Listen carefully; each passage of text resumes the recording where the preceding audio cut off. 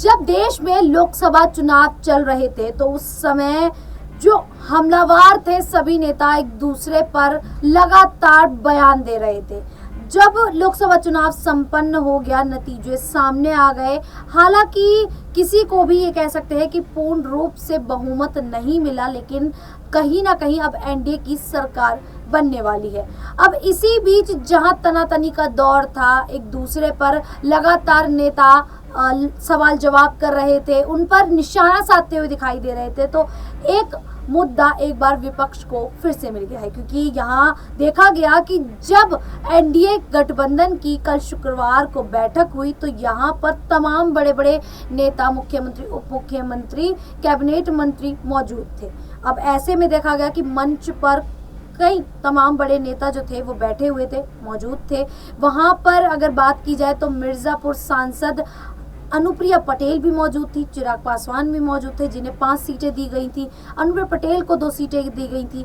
अब यहाँ ये देखा गया कि जयंत चौधरी, जिन्होंने एनडीए गठबंधन को 2 सीटें जीत कर दी, 2 सीटें उन्होंने हासिल की, और ऐसे में ये देखा गया कि मंच पर जयंत चौधरी के होने की बजाय वो नीचे बैठे हुए थे, और वहीं पर चिराग पासवान 5 सीटें जीतते हुए ऊपर मंच पर दिखाई दिए।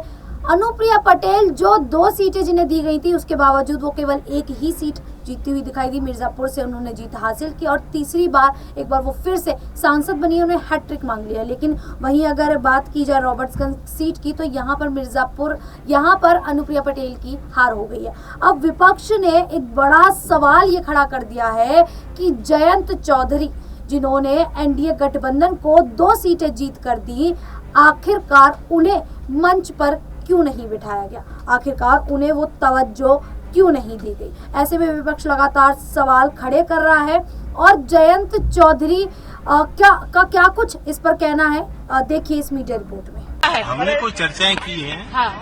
आज एनडीए की दल की बैठक में सर्वसम्मति से हमने प्रधानमंत्री जी को चुना है। हमारे प्रधानमंत्री हैं और देश के लिए जिस ऊर्जा के साथ वो काम करते आए हैं 10 साल, वही एनर्जी, वही काम हमें आगे बढ़ाना। तो आपने देखा कि जहां एक तरफ विपक्ष लगातार बीजेपी सरकार एनडीए पर निशाना साध रहा है, तो वहीं दूसरी तरफ जयंत चौधरी ने अपने बयान से ये साफ कर दिया कि उन्हें इस बात से कोई फर्क नहीं पड़ता है। वो लगातार यही कहते रहे कि बीजेपी सरकार बन रही है, एनडीए की सरकार बन रही है। जिस प्रकार से लगातार एनडीए पहले 10 सालों में कार्यरत रहा, जनता के लिए कार्य करता रहा, ऐसे ही वो आने वाले समय भी 5 साल लगातार जनता के लिए कार्य करेगा।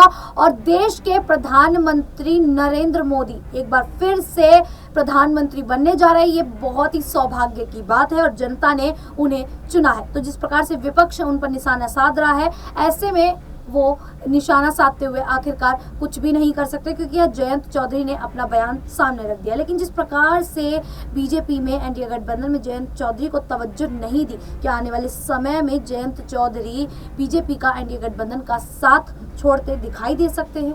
इसको लेकर आप लोगों की क्या राय है, क्या मानना है आप लोगों का, हमें कमेंट करके जरूर बताइएगा। इसी प्रकार की देश दुनिया से जुड़ी खबरों के लिए देखते रहिए SPN9।